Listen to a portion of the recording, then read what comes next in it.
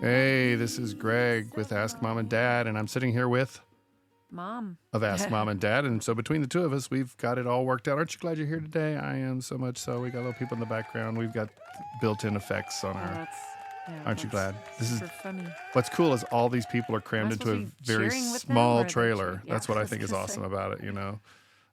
Anyway, we're sitting here. We haven't sat down across from a table for a while. We've been releasing podcasts every week, but we did a lot of them before we went on an anniversary trip, which was kind of fun. Where did we go? We went to Colonial Not that I forgot. I just want you to say. Right?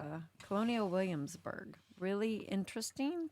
It's the largest, I even think they said in the world, right? The largest living history museum in the world, because they have preserved an entire town, or are gradually kind of refurbishing as well as preserving the buildings that have been there since the founding of our nation, really. Yeah, that's not the only place, though. We also, before we went there, we went up to Mount Vernon, and we saw, Right. Does anybody on the world out there want to take a guess what Mount Vernon is?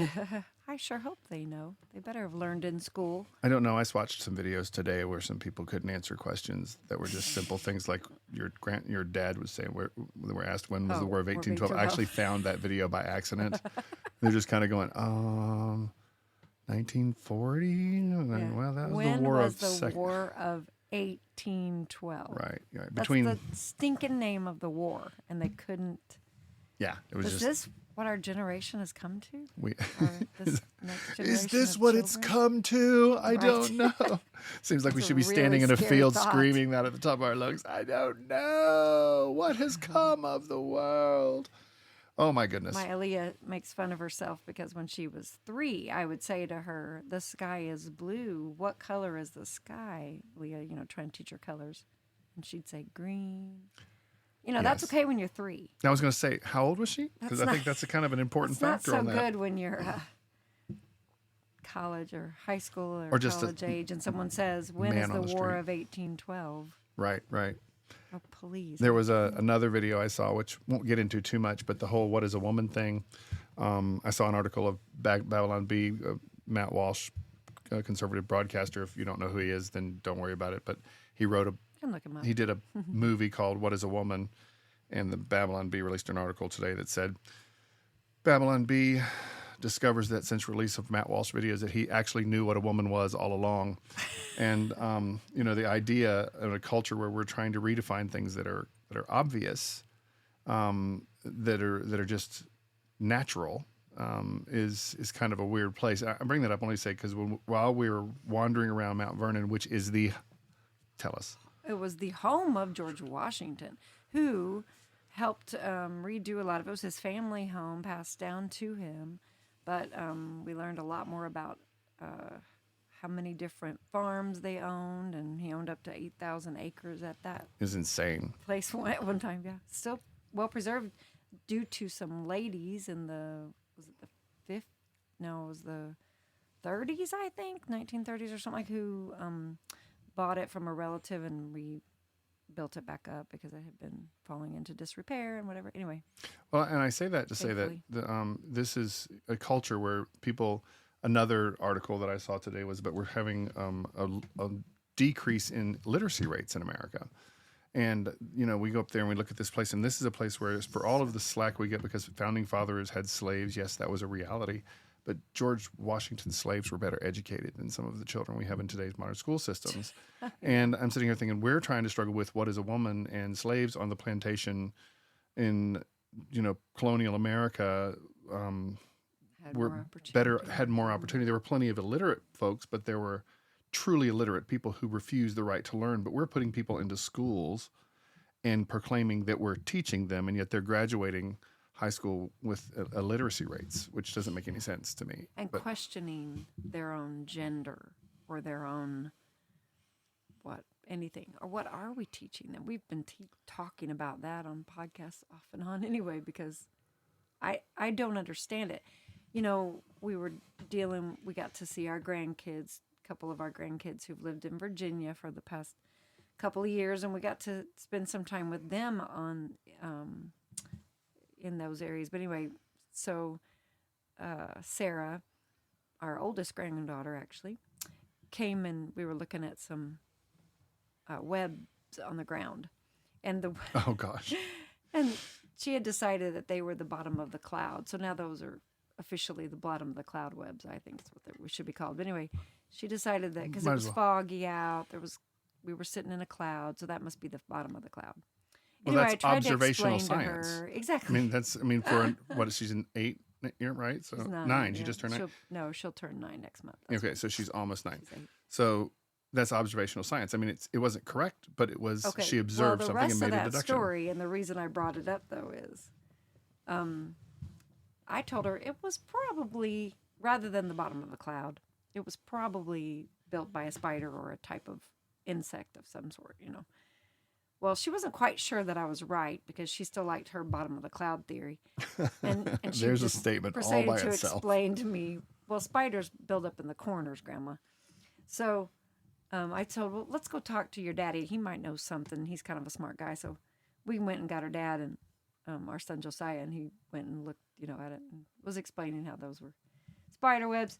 But the funniest part of it is I said, your dad's a smart guy. Maybe he'll know something. Well, Grandma, you're wise too. You probably are wiser than him. But I will tell you that child still had to go Google it. And she came back and decided we were right because Google said it was right. Yeah, I think we talked about Yeah, talking about that a little was bit. A little scary. Well, let me tell you what I was going to branch off say is it's an interesting theory that children are supposedly learning in school. But I think the very almost only thing they need to learn is who they trust and what that Who do means. you put your faith in? What the word? I mean, Yeah, you know what I'm saying? well, what I want to say is the ones who love you are the ones you should trust. And I mean, even if they don't necessarily know all the Right, answers, the bottom line is we, as humans, and this society is getting worse and worse about that, tend to doubt that God even knows what he knows, that he knows all and everything. And whatever we want to tell him, well, that's not quite right, because we know better. Right. Hello? Excuse me? Who is it that made you and knows all and sees all and is in charge of all?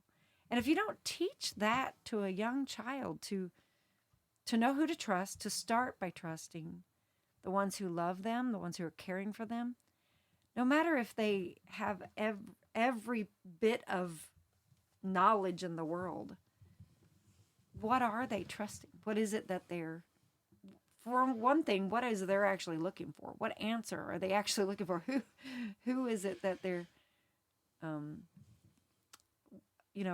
what is it they're trying to confirm, I guess? Well, you wonder because they observe us, right? What do we do? And I mean, how many times have I said, I don't know, Google it. Hey Siri, blah blah blah. Now something's going to respond. But those are children learn by watching us, and we do that. Well, But- it's great to have a conglomerate of knowledge. But the problem is, and we were talking to this, I think to my dad or my mom the other day, we're getting further and further away from what even knowledge is or truth. Right. So we have all kinds of knowledge out there, but are we applying any of it? Are we using, and then what are we calling truth?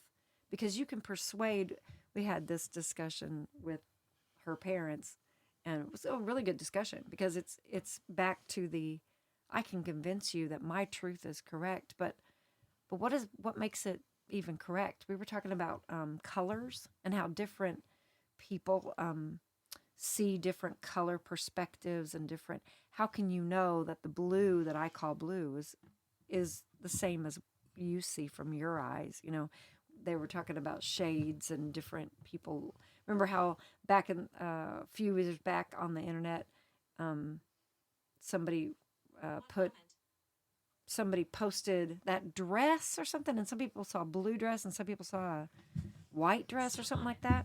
Do you remember that? Yes, It was I do remember that. I'm sorry, I had to turn off the answer to the thing. Let's go ahead. It's Yeah, it was. What do you see? The blue dress. What do you see? The white dress. And Yeah. there was the constant or orange. I don't remember. It was completely different. Like And I saw opposite. both. I think I remember going, well, I can see both if I think about it. I just think, well, no, in some of those perspective things, you have to adjust your eyes and you can see them. But that was actually something about either the type of eyes or the type of, maybe it was even seemed to be personality driven. It was real weird. But it just proves how each one of us see things differently, but we don't even really realize it always. And all I'm trying to say is all of that knowledge that, people are experts out there. I just want to know, well, who is the expert and who are you trusting and what are you trusting? Right. Because information for information's sake still not going to get you anywhere. No, information. I mean, it might get you, to the next city. I don't know. That may be map directions. cartography If you're, or whatever. Yeah. They're not always reliable either. Exactly. That's a good example too. What was it? We were saying something. Oh, I was watching Silver Dollar City the other day in Branson, and these guys were doing a pick and show, and they were talking about how people give directions in the country. And the thing is that they gave directions, but they didn't just give directions. They gave directions to a stranger that would never be able to work out. And he said, give directions like, you go down there where that church used to be that's burned down now, and you turn right. And he did 2 or 3 of those. And the point of the matter is nothing that he was telling you was an existing landmark anymore. But the guy who was giving the directions knew all those existing landmarks. Yeah. And he was giving that information to someone who wouldn't know what to do with it. Because we could drive and go, I wonder where the church that burned down was. It's not around anymore. Well, and that's, I guess, what I'm getting at. It's interesting what information we have now, maybe even available to us, all the information we've always had. I don't know, because we put a lot on the internet and whatever. But Mom was even talking about, we were talking about if the electric or if our grid did actually go down in America, how many people would survive? Fair. And on what premise would they? My mom's generation and previous to that knew all the even plants in their yard that they could eat. Or what was, like using she was telling me today about using every part of the pig, literally every part. Yeah, there's nothing. The same with the cow. Ate the feet, they ate the ears, the whole brain and head they boiled. I mean, my goodness, they used everything. Well, what's Jello made of? Yeah, it's the hoof of the cow. The hoof of the animal. Pectin comes from the animal's hoof. Yeah, so if you like that Jello, just know you're eating cow feet. Okay. Well, what I'm Knowledge. trying to say is I don't. Boom. Yeah, exactly.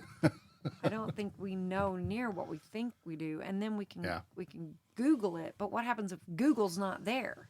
Who are you going to trust for information that might help you and also steer you? I think that's why. So I was reading in Ecclesiastes today, and I was thinking, there's a lot of just wisdom statements, and you don't really think about them. Like, you don't need that many applications of those kind of statements until you need them. And then stuff like the beginning of the chapter I read was, a good name is better than precious ointment, and the day of death is better than the day of birth. And at first I thought it said the opposite. Day of birth is better than the day of death. And I was like, Solomon, I'm going to have to take you up on. But nope, I went back and said, no, it actually says the day of death rather than the day of birth. And if you go down a little bit further, sorrow is better than laughter, for by sadness of the face, the heart is made glad. That one confuses me a little. Where's but go that back up to verse 2. It's Ecclesiastes 7. 7. Thank you. Sorry about that. The verse 2 says, it's better to go to the house of mourning than to go to the house of feasting. Mm-hmm. For this is the end of all mankind, and the living will lay it to heart. And I thought, okay, that makes sense. Because it doesn't sound fun. It's better to go mourning than to go feasting and having fun. But it's saying, because you might take something seriously if you realize your life is only this long. You just played right into what I heard William Shatner talking about on television today. He was asked by an interviewer about how he had, at 92 years old, how he had so much energy. But then the interviewer asked him, said, but I understand you're concerned about something, that maybe there's something. Are you okay? Is your health okay? And he says, well, I don't think you may not be aware, so let me fill you in on something. We're all going to die. I'm 92 years old. I'm probably going to die before you. And something about keeping that ever in front of me gives me an immense amount of energy and creative energy. Something about knowing that the time that I have is finite. gives me a desire to make the best of the time that I have. So that's what that's verse is Kind of purporting, what that right? scripture is. Yeah, well, and the day of death is better than the day of birth. I think it's because, to me, as Christians, we know that's when life actually begins because we get to live what is promised to us, which is heaven with Jesus, and we get to be living the freedom that this world traps us, from. Right. But it's interesting because most people would not think of that being to be true, that the day of death would be better than the day of birth. But I think because when you're born into this world, you, like Jesus said, you're gonna have some sorrows. There's gonna be a lot of sorrows and a lot of difficulty.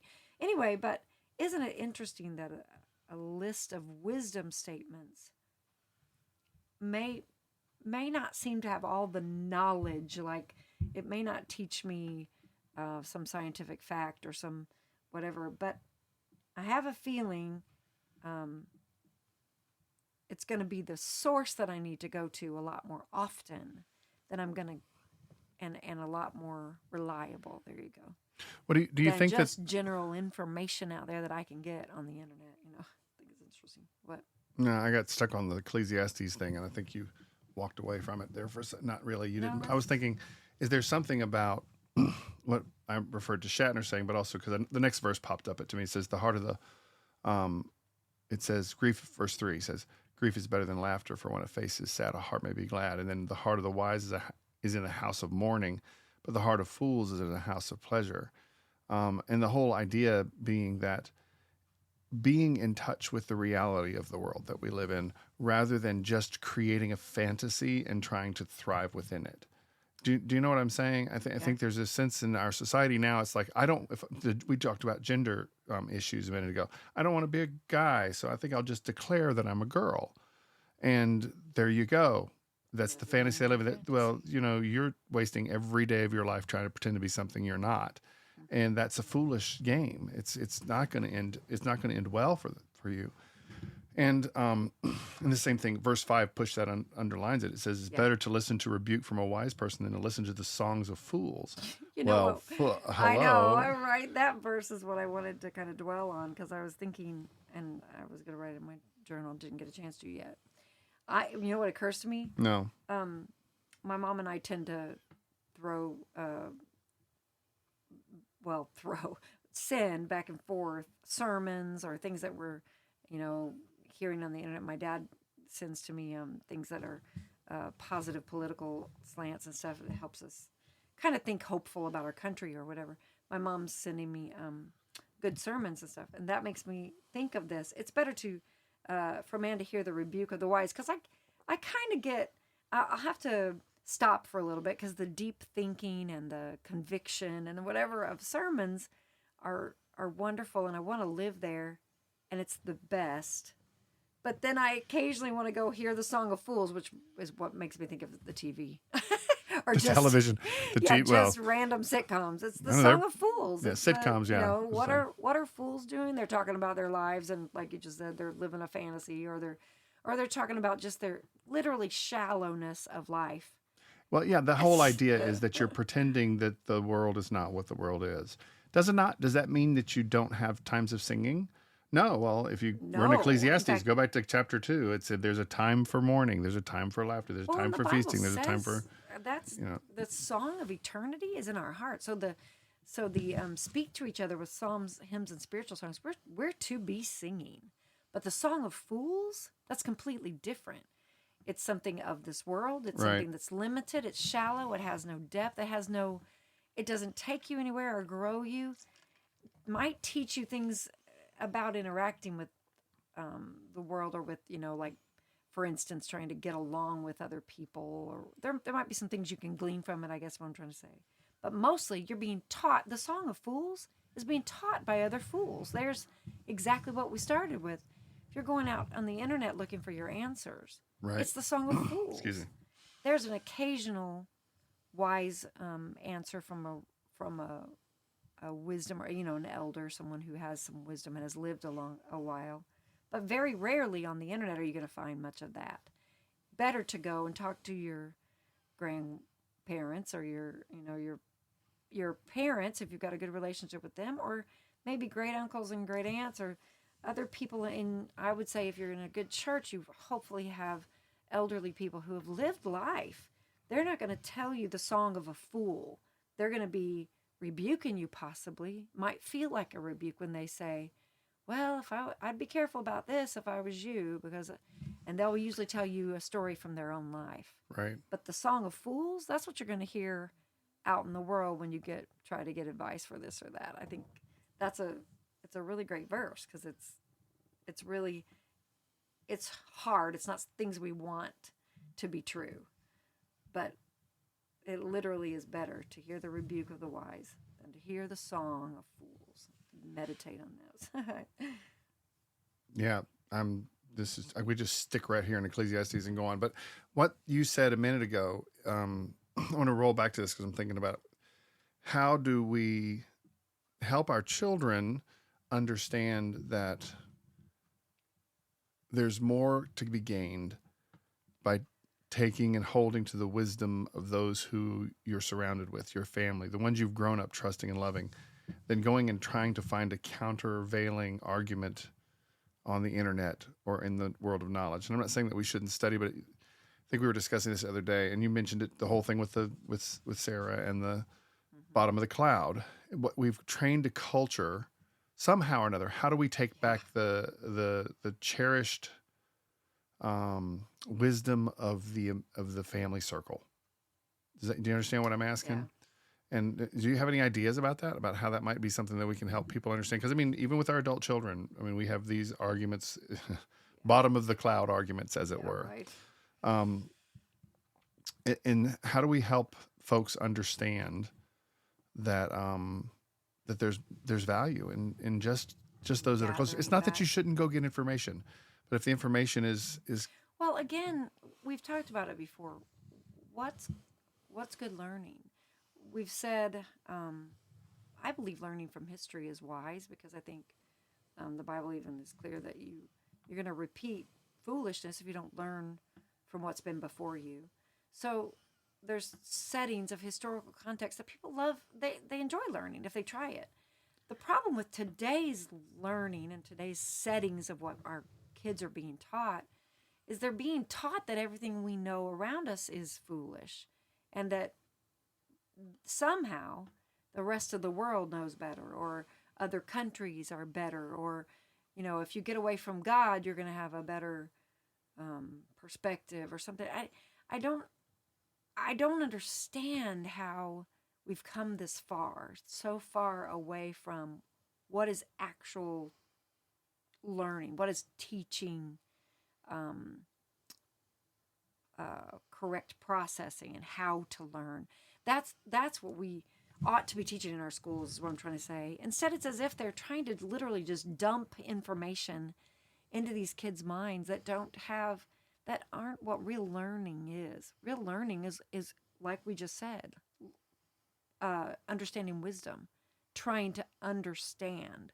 We've even said the definition of science is all messed up these days. It used to be that science was unending. It was an exploration. It was a trying to know. It was never an absolute. Mm-hmm. And it's become that those things are short-sighted. They're cutting off our ability to teach children that the world is that it's God's, that God is the creator, that He's the one that is creative, and that those things can be a part of who they are. I guess I'm getting lost in my thoughts, but the idea of what is actually learning, it's learning and exploring and but it's experiencing. learning. It's not being fed a bunch of information. It's learning tethered to something solid. Does that make sense? So when we talk about the fear of the Lord is the beginning of wisdom, right? Something that is solid. So when I say bringing back the trust to the family circle, hopefully if you're in a family that we tried to be, which was a family that feared God first, we put God as the center of everything. Everything that we weighed and measured in our life was measured against the bedrock truth. When we watch something, you mentioned television, we're watching something, a show or something, we would say, well, that's an interesting thing that they're doing there. What is it? What if that is? What is the story trying to tell? Does it measure up? Does it agree with the scripture? Or do we live that way, kids? If it's something that was not, we would teach our family, our children, how to The idea interact of with truth. worldview based on Worldview, truth, right? from coming from truth out into explanation. Yeah. Yeah. So understanding the family core, that when you, okay, back to the original where we jumped off on. If a child says to you, "That's the bottom of the cloud," and you have the conversation, well, a child will have that argument as you're trying to work it out.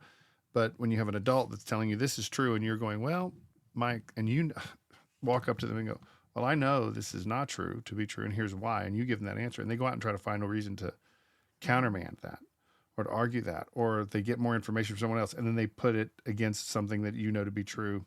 I mean, I'm not going to sit here and tell you what it's like to have a child. I've never given birth. I'm a man. There are two genders. I've never had a baby. And if you and I have a conversation about that and you tell me what it is and you try to explain it to me the best you can, I got to take your word for it. I can go out and read 100 times, but it's not something I truly understand, because I'm not that's a gender difference. But there's also a parenting difference. So there's someone who's older and wiser versus someone who's young and, to use the biblical term, foolish, and they're just learning. They should take the wisdom of the elders, of their elders. Well, and I think there's a again, natural tendency of children to do that we're kind of drifting away from a little Right. bit by the way we're Well, teaching them to trust all the sources around them. That's exactly right. I still want to blame our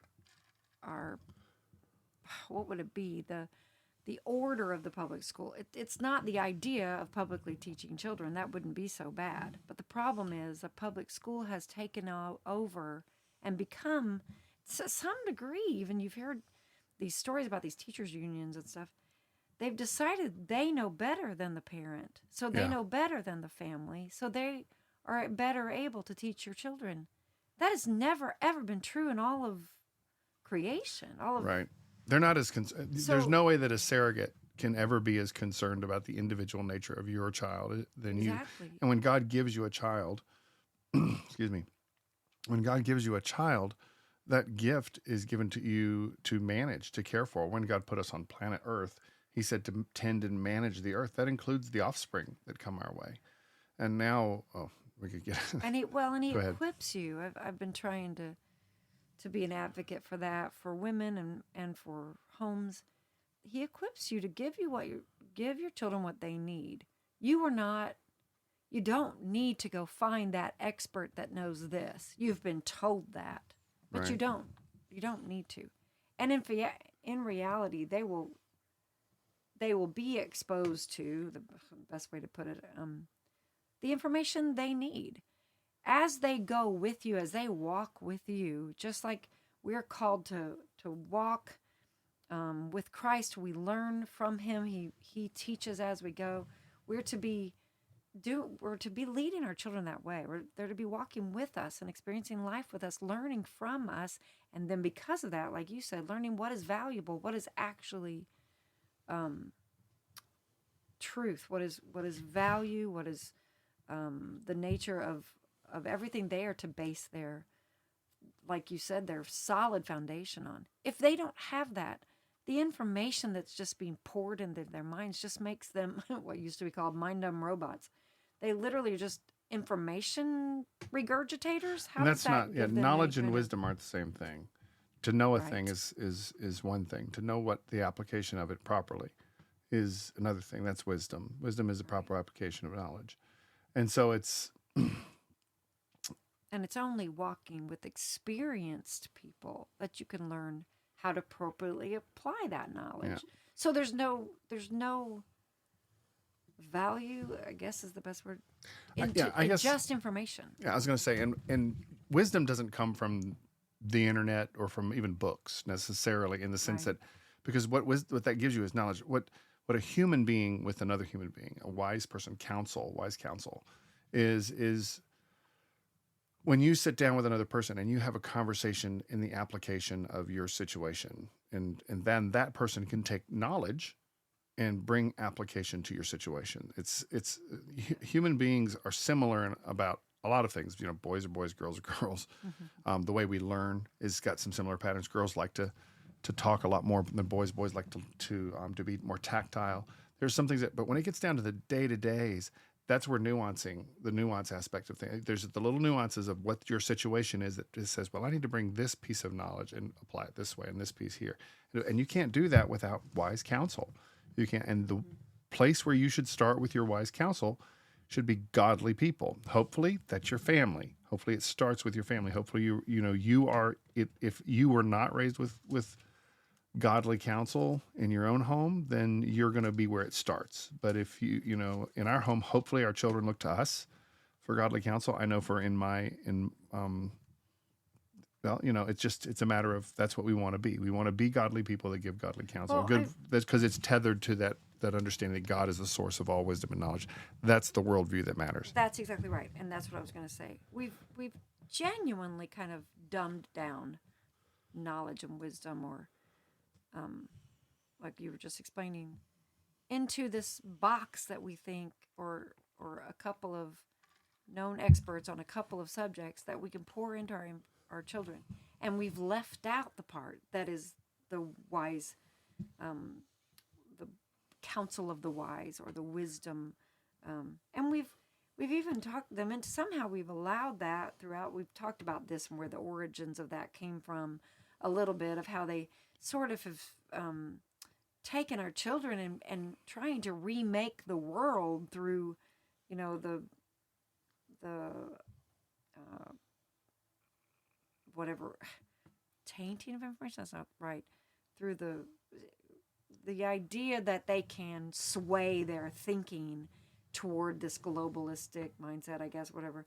But like you just said, as believers in God, even if you just believe in a creator God who made you and knows you, then you begin with the beginning of the fear, knowledge, and all knowledge and all wisdom is the fear of God. So you've got a plug-in to the actual source of all wisdom and all knowledge. Why can we not get back there? To that Right. being enough for our children, to that being where it starts, where it comes from. Somehow we've gotten off in this deep, I don't know what it is, demonic path of humans know best, so humans can pour into other humans, and we can completely remove it from. Well, that's God. the root of humanism. sad. That humanism kind of supports that the collective knowledge will come up with some sort of wise answer, and the problem is it's untethered, and but it's not untethered. It's tethered to self, and that's going to be the strongest self wins. Whoever's got the most persuasive voice. That's the whole concern with things like with artificial intelligence, because it's coming from people who are self-interested and that what's going to influence is how much data is getting filled. Information will not create wisdom. That doesn't come from that. Right. That's exactly right. What did you want to share? One of the biggest edicts that the Israelites were given was exactly how to teach their children. Deuteronomy chapter 6. Hear, O Israel, the Lord our God, the Lord is one. You shall love the Lord your God with all your heart, with all your soul, with all your might. And these words that I command you today shall be on your heart. You shall teach them diligently to your children, and shall talk of them when you sit in your house, when you walk by the way, when you lie down, and when you rise. You shall bind them as a sign on your hand. They will be as frontlets between your eyes. You shall write them on the doorposts of your house and on your gates. And then when the Lord God brings you into the land that he swore to your fathers to give you, then lest you take care lest you forget the Lord who brought you out of this land and out of the house of slavery. It's the Lord your God that you shall fear. Him you shall serve, and by his name you will swear. It's just the whole idea that God talked to men at all, that he let them know how to please him. And the bottom line is, if you want to know what is best for anything in life, wouldn't you want to go to the original source? Well, that original source says, just love him and ingest the words he says. And they're going to be best. They're going to be life to you. They're going to be, and there's so many scriptures that remind us of that. They're going to bring all you need. So anyway, I'm saying all the way back to, why can't we go back to the way God structured it in our homes, with our children, with our like you said, the not just the nuclear family, but also the extended family and whatever that God has blessed us with. And I think it's because there really are a lot of broken down places where we have decided that we knew better, we should go this way or that way and go against what God has said. And we've got to recapture that. We've got to go back to Him. We've got to. The Bible also says in Second Chronicles that once we do that, once we're on our face and seeking Him and turning from our wicked ways, He's going to heal us and our land. I believe that means our country, the people around us, the ones who are living with us in this world. But we've got to see that He's the source of it all. It's really, it's getting more sad and almost every day out there to hear what these kids are being taught and how they're being angled toward. And in reality, even the granddaughter we're talking about, she's homeschooled. So she's being taught that somewhere still, that there's, and that's a persuasion of the enemy, that there's more information out there that you don't know. Yeah, go look for, if you don't like what you're hearing, go find it elsewhere. Kind of interesting, because that's what happened in the garden. Oh, really? Is that? There's more? You mean, is that what is that what your parent, is that what God said? Is that what Did your God parents say said? that? Did your 'Cause parents I say think there's that? more If your parents information. I said think that. God's leaving some information out. Which brings us back to Williamsburg. Not really, but I want to kind of close on it because we opened on it. And one of the things that I found interesting about that entire time was it was really not enough time to deal with the frivolity. They had frivolity. Clearly, the Bible talks about frivolity and foolishness and foolish songs. It's been a time-old tradition that goes back to the beginning of time. But the foundation of most of what was true of colonial America revolved around the gospel, revolved around an absolute understanding that even if you were not wholeheartedly the most Christian-y of Christians, I mean, one of the problems that was happening in early colonial stuff was the state church argument, was that what was it? Massachusetts was settled by Puritans, and they were persecuting people who wouldn't convert or something like that. It was, so I mean, they still had the same issues that England had when they first came over, but as we moved more and more towards coming together as a country, the reality of a absolute source of truth, an absolute source of that God was, there was a maker, a creator that was going to call us to account for our actions, governed the people in such a way that and I think we've said this before, that deathbed confessions were considered to be true because nobody would lie before they faced their maker. Now, nowadays, that's not true. So there's something to be said about where we've strayed in our culture and our country that we need to find our way back to. And that's an understanding that there is going to be a day where we will all stand to account. And I think that would solve a lot of trouble. It absolutely would. And so many that's taught by us as parents. Yeah. So many of the founding fathers knew also that to bring this country together was a miracle. And they knew that for men to get along, for men to see a goal that was bigger than themselves, and to accomplish agreement, it was only going to be because of God's mercy on us. So those are things that, if we could recapture even just the understanding that it's a miracle that the United States, or that our country lives and is thriving at this moment at least, and then as people, as humans, that you breathe at all. It is God's blessing to you for right now. As William Shatner said, one of these days you're going to die. If you understand that. Oh, was it James T. Kirk said? Oh, the same thing, that if you understand that, you'll live your life with a different perspective. And so let's bear in mind that. I think we'll wrap that up. It's been a interesting and rambling conversation, but not really. It's been kind of focused more than we thought it would be. Or I don't know. Let's just say we did this one a little. It's as we're recording, it's dark outside. We usually don't record in the dark. It's not dark inside. Never mind. This is where it gets weird. And obviously, because I'm rambling, we need to end this podcast. Thank you so much for listening. And both of you. And we're just so glad that you take the time to tune in and to hear what we have on our minds. And we will be back again soon with more as we get better and better at this. Hopefully, you'll share that we are doing this with some friends, let the world know. if you tell 2 friends and they tell 2 friends, and so on and so on and so on, maybe one day we'll have 5 listeners.